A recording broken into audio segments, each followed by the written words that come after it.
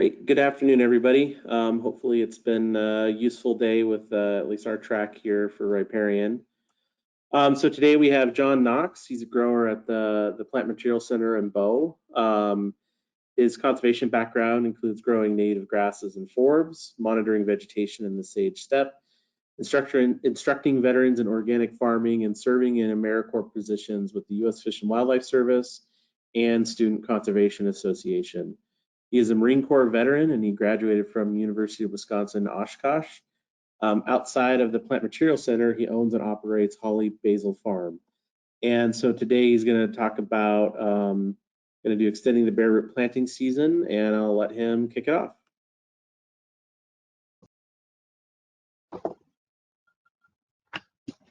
Excellent. Thank you, Ryan. So glad everybody's here. On Tuesday afternoon, 2 o'clock, we're in room 3.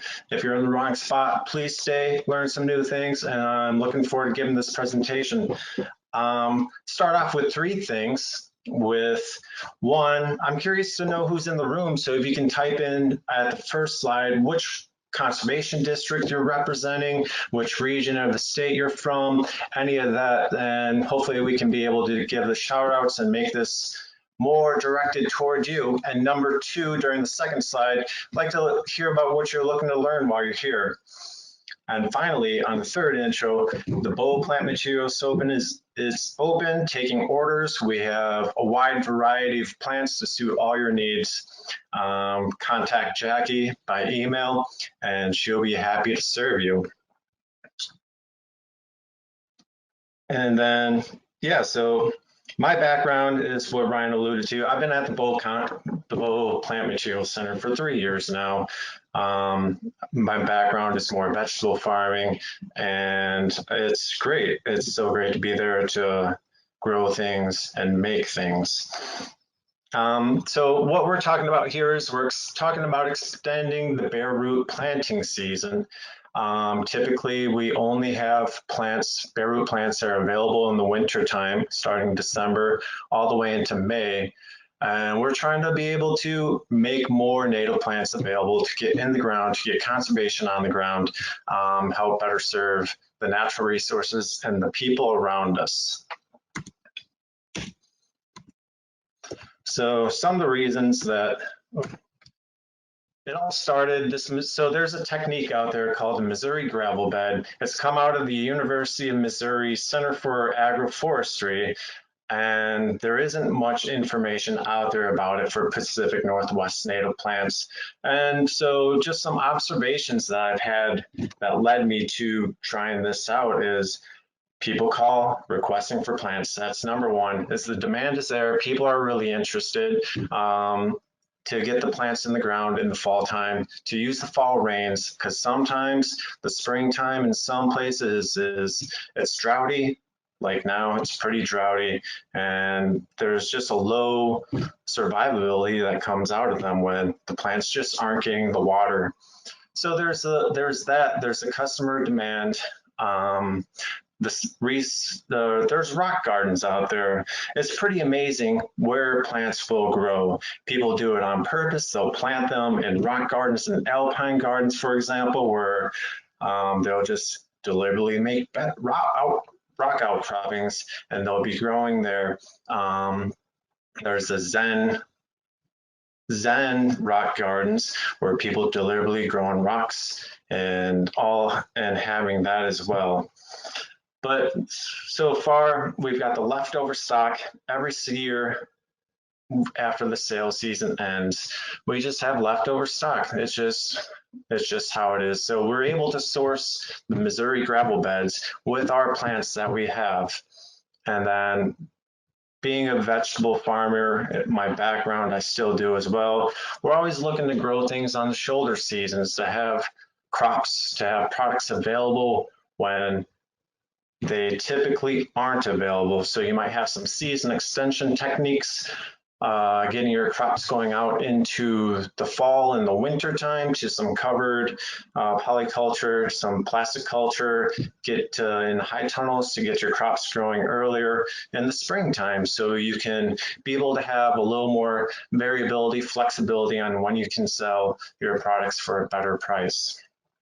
So these are some of the reasons why that led me to finding out about the Missouri gravel bed. And it seems pretty good. We're pretty happy with it, and we'll be able to go into a little bit of the results that we found in just a little bit. So I don't know if you've ever been in the bush out there just walking around in the woods along the coastlines or anything like that, and just talk to yourself like, why are you growing there? So we have, like on the way to Fragrance Lake and Larrabee State Park, we have these cedars growing on a boulder like it's some kind of giant bonsai tree. And then we've got these dandelions, which you can see anywhere, just growing in the gravel, not much else going around. And you might even be able to think about how you've seen some red alders growing out there in some river gravel beds, pioneer species, making some fertilizer and suitable habitats for the following species. And the bottom center, you know, we've got the Pacific madrone, which tends to grow in places where you typically aren't going to plant the plants in really shallow topsoil along sandy bluffs, feeder bluffs, and these rocky areas. And then people are just growing the plants just for their own landscaping. So there's all kinds of examples out there where, you know, the plants are just growing, they're determining to live, they're doing such a great job, and they're growing in ways that we typically wouldn't plant them. So we just want to give you a little heads up on where we're heading to. So we've got this project going on, healing in these plants into gravel beds. We've done some outplanting on them. We've established a seed orchard from them, and we're going to talk a little bit how you can do these beds for scale on different sizes for your needs, and we're going to try to demonstrate the versatility on what they can be used for just other than healing in plants. So we're going to be able to take a few questions, and these are just a couple of questions posed to you about what you're doing with plants without refrigeration, or what species are suitable for you to fall plant.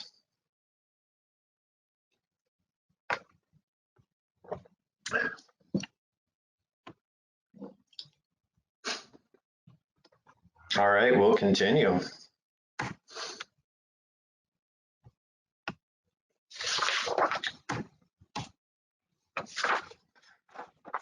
So it's been pretty straightforward.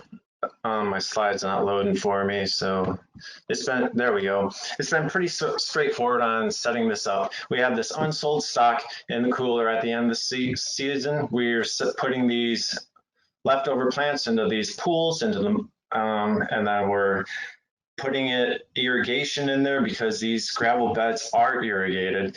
We're going to outplant them, and we're going to see how they're doing. We're going to check on if they're living or they're dead, and then we're going to evaluate, and we're going to go in the direction and continue on with the plants that are living and get some information from the plants that aren't living, see if we have any that are related to their genus or their families, trace back these cladograms, and we can be able to find some information on which other ones would just be potentially disqualified from the suitability trials.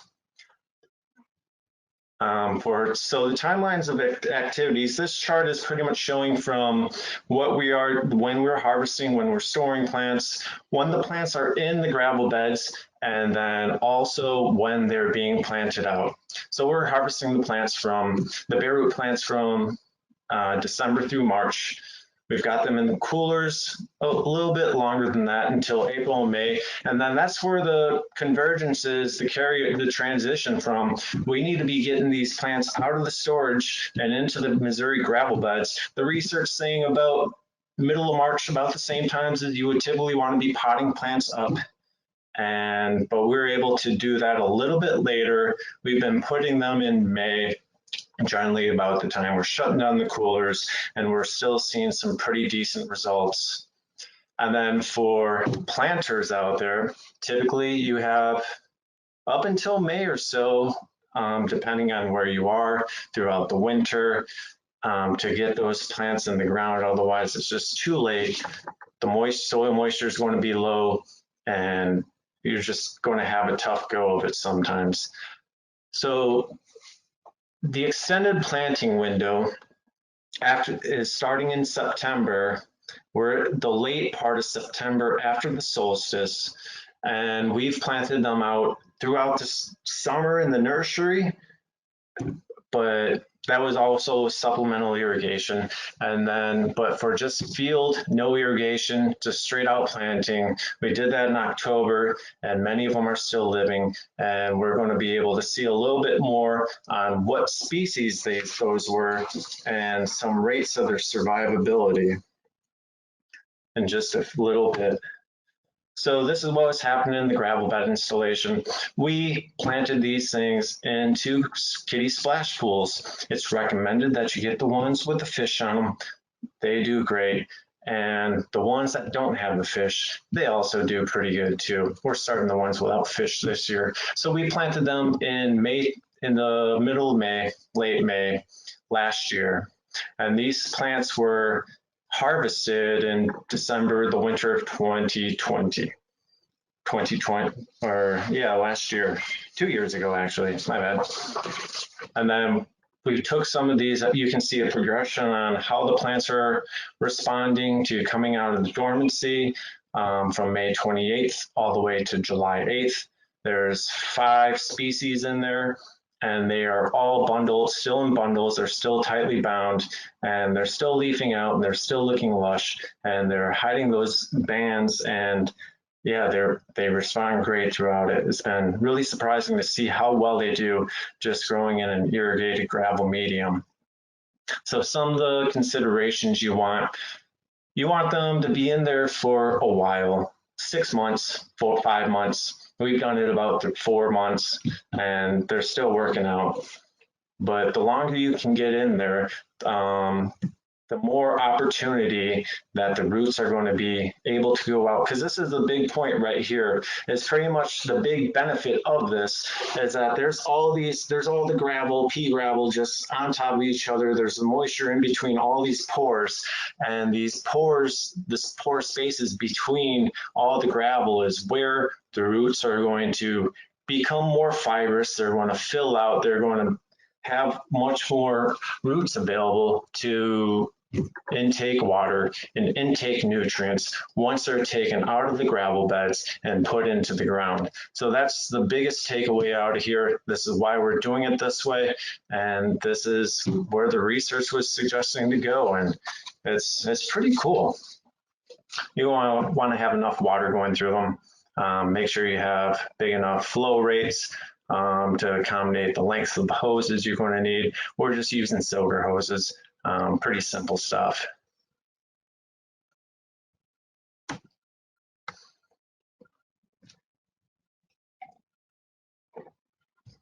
So this is some of the requirements that we wanted to do of the plants that we picked.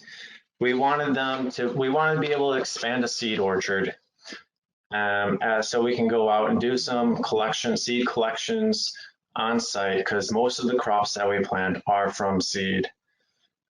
So we're doing a little bit of that. We picked these plants for these crops from our sales. They're popular ones. We have the oso berry, we have a salmon berry. We initially trialed the Pacific crabapple, and we trialed the thimbleberry. All popular sellers from the Bow Plant Materials Center, and oftentimes they're readily available at the end of the season. So these ones, this is part of what you're seeing. The pictures are part of the orchard expansion, and those each are the 5th plant.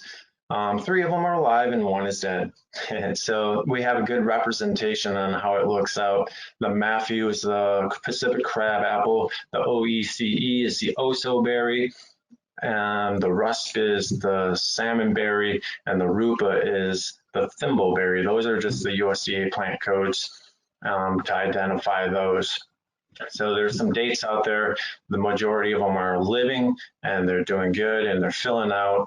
And hopefully next year we're going to be able to see some berries, some berry and seed production coming on the thimbleberries and the salmon berries, since they tend to grow on, much like raspberries, on second year wood.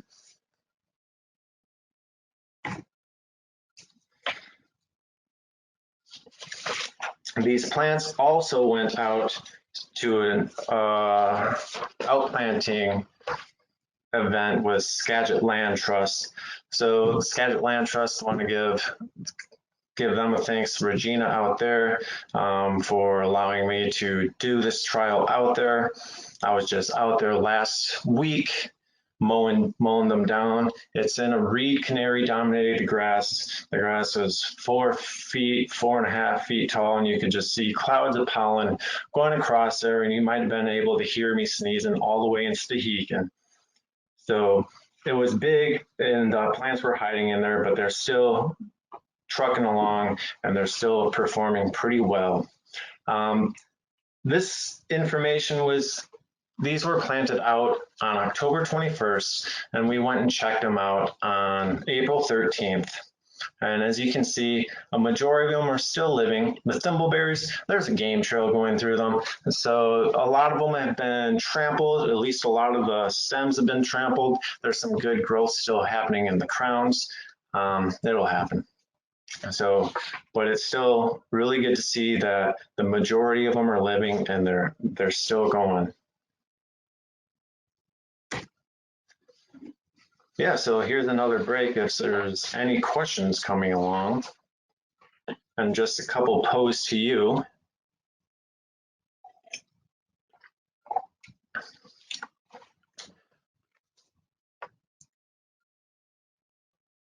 Okay, great. So with this, actually, John, I have one question that came in.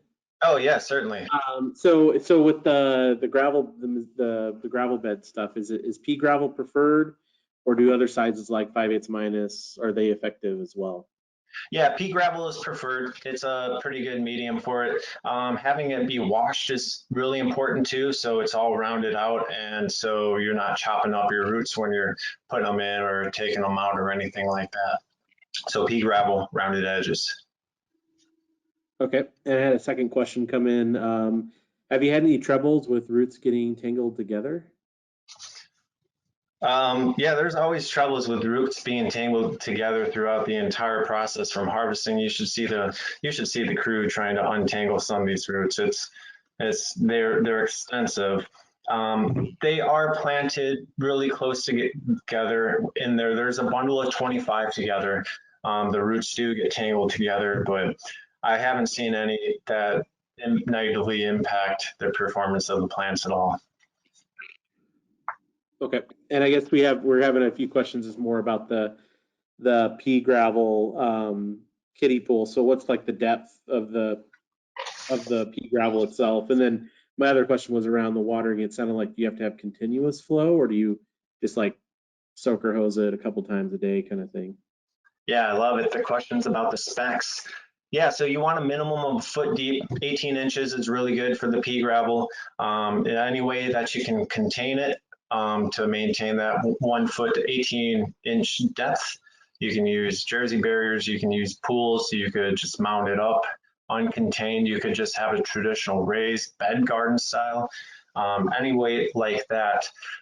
And as for, if that doesn't answer the question completely, come back to me and I'll elaborate more on it. And then for the irrigation question, yeah, so the water is really important. You've got to be able to have the water go in and you have to have it go out. So I also, for the drainage, I just drill holes in the bottom of the pools, and then I layer it with some bug screen. And then this year I just put some coffee bags in the bottom of it, thinking that'll just help keep in some of the moisture.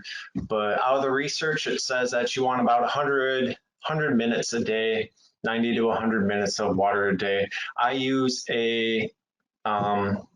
just a timer. It's set up onto a timer hose going into the sugar hose for every 5 hours. It's on for 20 minutes. And that's what I'm doing for irrigation. Does that answer the questions? Yeah, I think so. Yep. Okay, sounds good.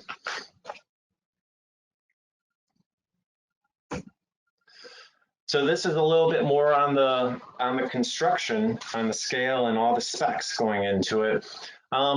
Almost the majority of the information was came out of all you need to know about community gravel beds. I hope there may be a handout available with that, but that's where you can get all this information. It has specs, it has species, it has suitability listings and ratings for different species. It's coming out of the University of Minnesota. And these charts are pretty much giving you some materials, some supply lists for the different sizes that you might want to construct this. And then also with the different spacings, like how many plants can you fit in a gravel bed? And and then that bottom graph bottom chart will be telling you that. So the big things you need are containment. You got to be able to keep your rocks together. You're going to want the pea gravel, rounded washed rocks. You're going to want the water to go in and out. If you're using any fertilizers or anything like that, we're doing a fertilizer trial right now, so I'll be able to talk a little bit more about this in a minute. But you're going to want to have anti-backing up devices so fertilizer doesn't go back into the water supply. You're going to want to decide on the scale of the gravel bed that you're going to want. Do you just need 100 plants, or are you having some kind of educational event going on where you just want to have them out there for the fall time, for a kid's project, for an education project? Or do you have an enormous project happening where you're going to want to have a couple 100 square feet of gravel bed space to be able to heal in your plants? And you want to be able to think about the equipment. Do you need a tractor to do this? Do you need a trenching tool, a shielded trenching tool to follow along behind the tractor to put in to install your plants? You're just going to use some shovels, and you want to be able to have situated in a way that the equipment can go in and out. One thing that's important to note about the stem diameters in this bottom chart is all of this research is happening with urban forestry shade trees. So they're coming out of ball and burlap type nurseries, pot and pot nurseries, organizations that specialize in producing trees with those methods. And our plants are skinnier than the minimum stem diameter. So there's been almost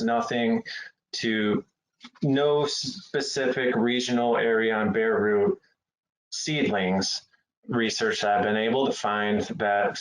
So I've just been going off the guide of this and some of the other readings that I've been coming across. So we're really working with some small plants and just really trying to push some boundaries out there.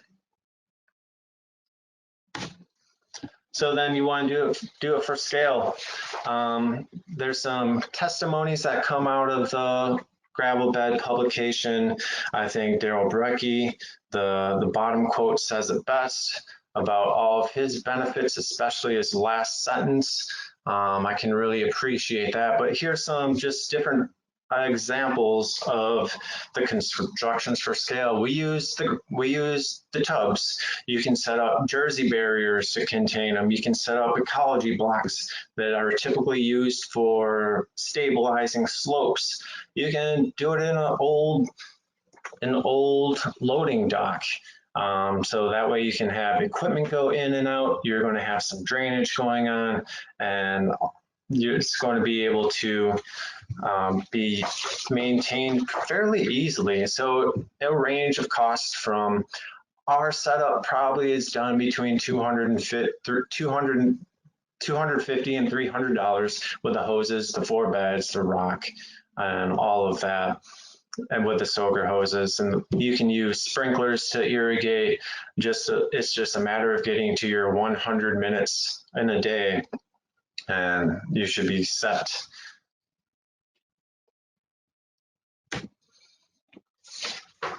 There's some questions about how long will these plants last? Can they survive a winter? And can this be used for just healing in plants? There were some plants that I left out in the gravel bed over the winter, some oso berries, some pretty adaptable plants to different environments, and they survived out there through the winter. There was some salmon berries also out there with them, and a few of those did. You might be able to get around this. There's some more testing that could be done in this aspect of it, but you would definitely want to have them much more insulated. You might want to have a berm around them, some soil around them to keep that strong winds, cold winds coming through and just zapping the roots and frosting and giving them frost damage. And then can these be used for other than just healing in plants?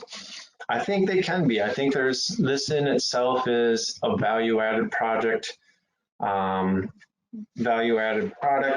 I think there are values out there for community conservation or urban forestry or education or just being able to prevent some plant spoilage if you have some extra plants out there.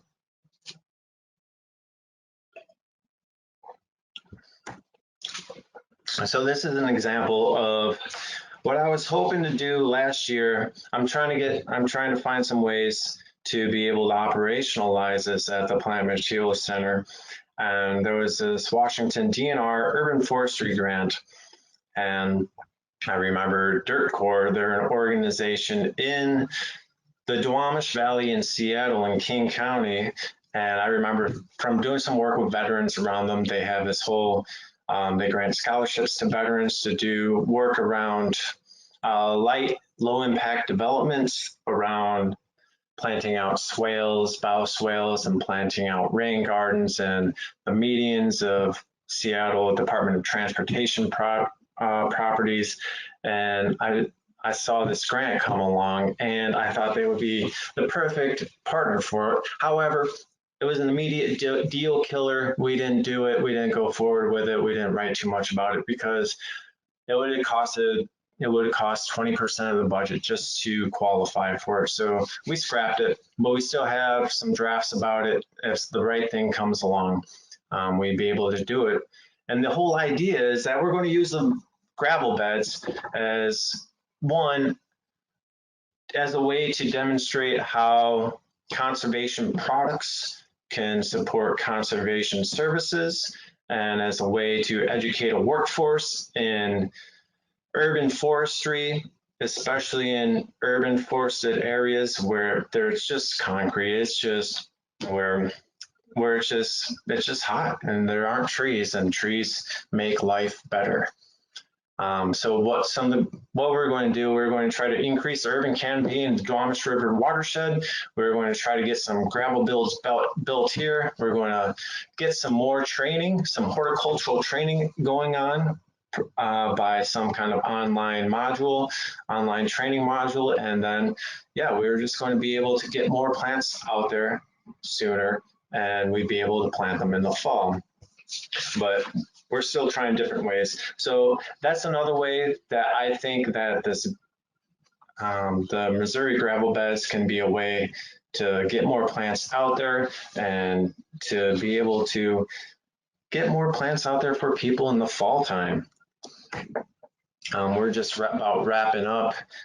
Here's all the majority of the researchers I've been working with. It's been a pretty delightful project to go on. I love it because it's a non-technical or a non-technological solution to be able to have plants available in the fall time. We're working with rocks, we're working with plants, we're working with the air.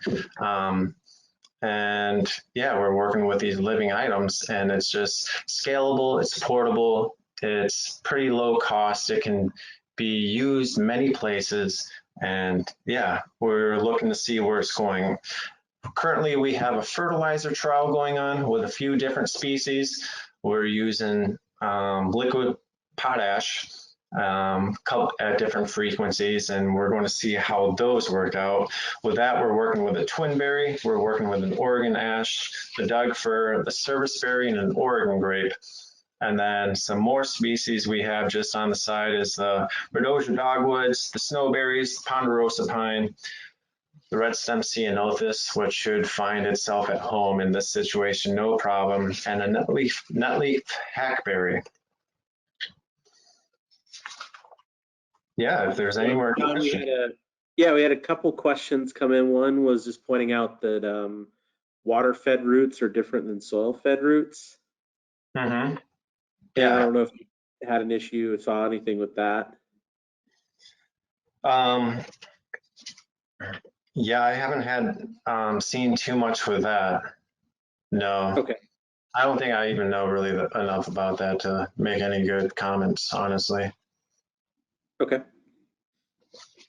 And then another question was, have you had any problems with mold, bacteria, or other diseases in the contained gravel beds? Or how do you control disease in that scenario? Yeah, I haven't.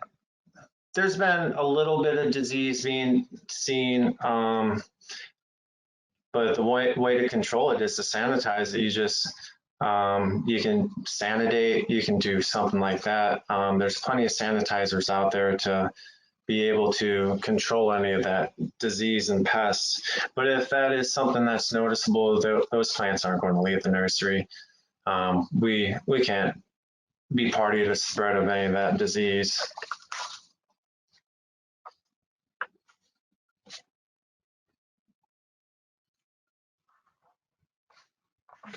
Okay. Yeah. So I guess another question just came through was, it looked like you've been doing mostly deciduous plants. Have you tried conifers with this? We just started trying some conifers with this. Doug firs and ponderosa pine are the two we have out there right now. And we'll see how they respond at the end of the trial. They went in there in May time, early May, middle May, and then they'll be coming out probably in the late September time, because they are going to be one to go out into a continuation of the trial with the Skagit Land Trust in September time. We want to see how far we can creep toward the limits of this, and so we can find out some information on, be able to get some recommendations on no later than this date or no sooner than this date are we able to recommend planting these out of their gravel bed.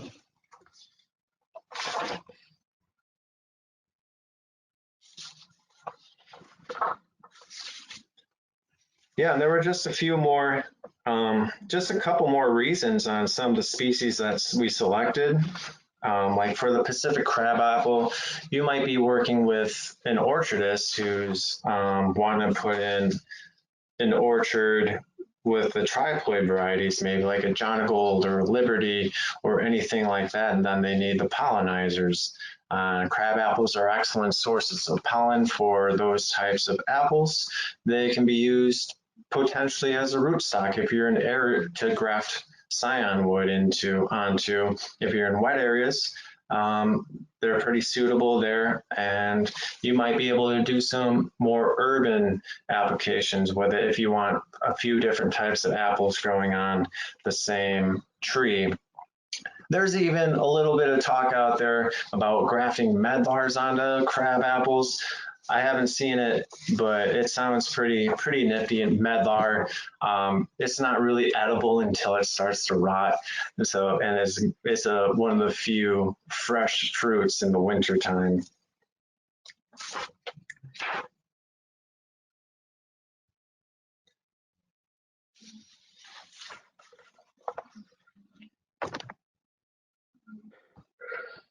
So yeah, we're if there's any other questions, folks can just keep asking. If you prefer to speak up, you can raise your hand and we can unmute you so you can ask your question. If you prefer it that way rather than the chat or the question box.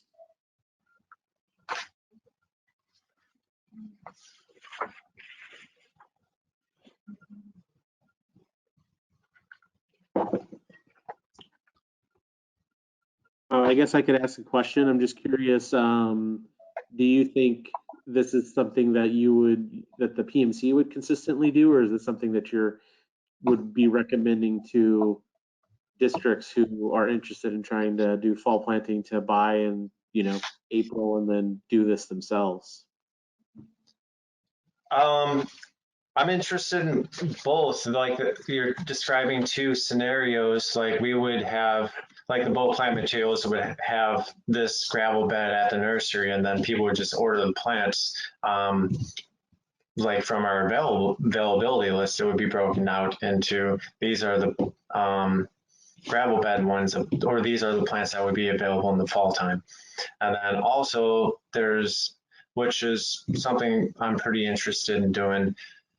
And then there's also more the decentralizing it, where there's a lot more smaller ones housed with different conservation districts, or not even themselves, but and partner organizations or anywhere like that, to be able to purchase the plants and have them out in there. So it's probably if it works out, it would probably be a blend of both, and which would be very, very, I think it would be great.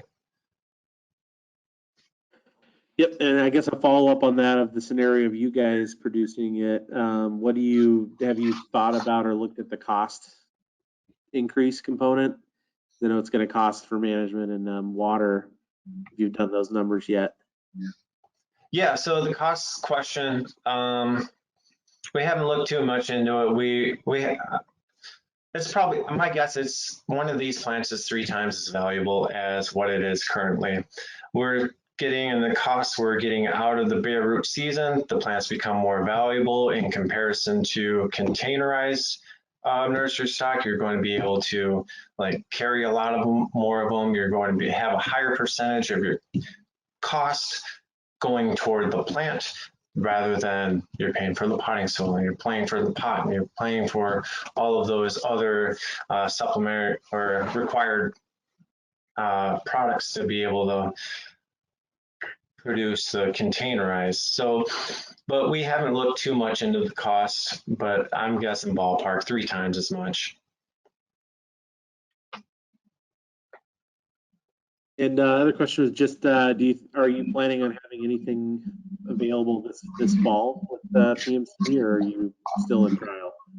We're still in trial. There's a chance that we can have some items available, some service berries, some snowberries for localized, local pickup or anything like that, because there's still, I'm not sure how shipping would work out yet, because we're shipping live plants at the same time, which there could be some uncertain heat parts of it that could prevent a good experience with this, that would turn people off from continuing it.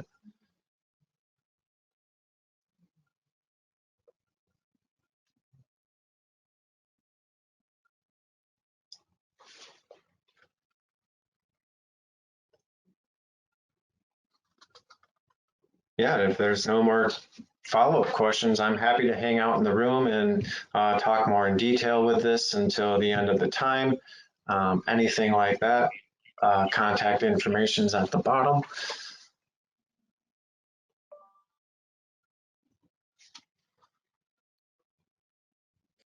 Yeah, one thing for me is I'm just curious, are there any other interesting trials you're working on or thinking about with the PMC, or is it the main one? This is the main one right now. Yeah, just given with the continuous, just having to work it all within all the regular operations. We're just finishing up our seeding and all that, and already getting ready for the next harvest. Trying to squeeze in too many trials at one time. I think we're going to find ourselves not doing too well at too many of them. So we're doing slow and steady.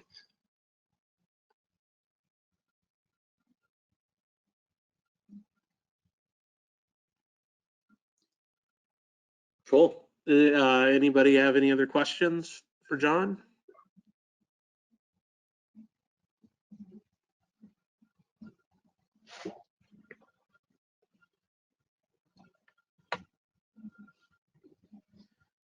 Got one come in. Do you plan to expand this to a larger scale, or do you need funding, grant funding to do that? Or is that, I guess the question is to the question asker, are you talking about the PMC in general or this exact trial?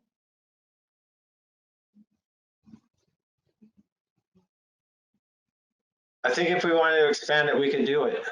I think if we got enough requirements, I think that we could do it ourselves.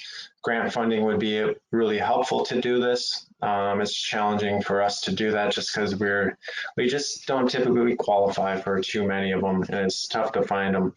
But it would be great if I think we could do it ourselves. No guarantees, but I think we could do it. Yeah, and I guess the question was actually more geared towards the Plant Material Center in general. Is there any plans to grow that up more, or still staying within what your current operation is? Yeah, still staying within the current operation. The main season bareroot is the bread and butter. We got to focus on that pretty good, pretty well. I think if we did scale it up, I think that we need to make it suitable to be able to fund a position. That's where it would need to be. That would be a requirement on funding a position.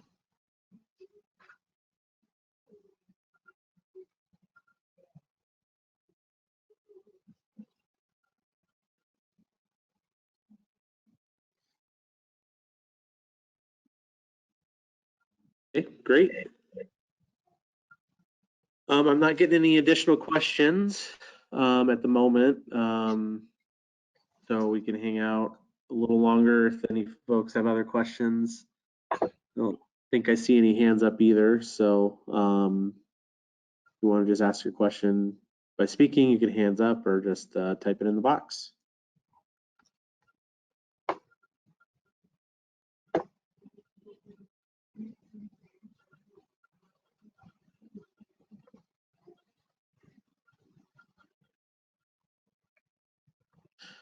Well, thanks, Sean. I really appreciate it. This was really, really interesting to hear about the trials. I know I've in the past just healed into soil over the summer and had varying degrees of success.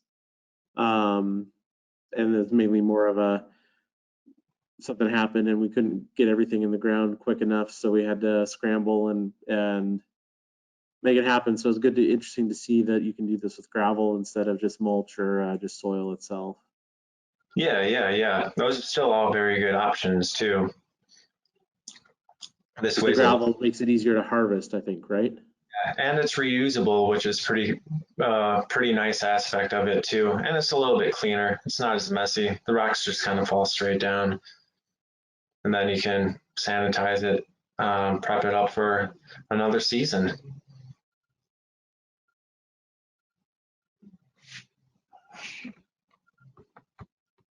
Cool.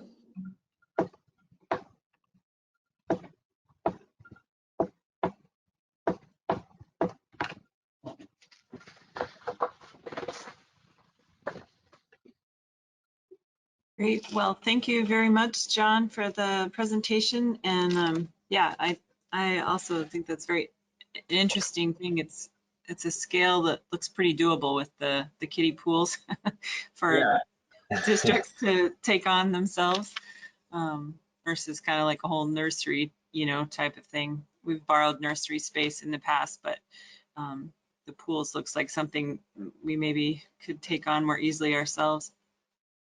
Yeah. Oh, good. They're definitely pretty easy to work with, pretty easy to find. Yeah.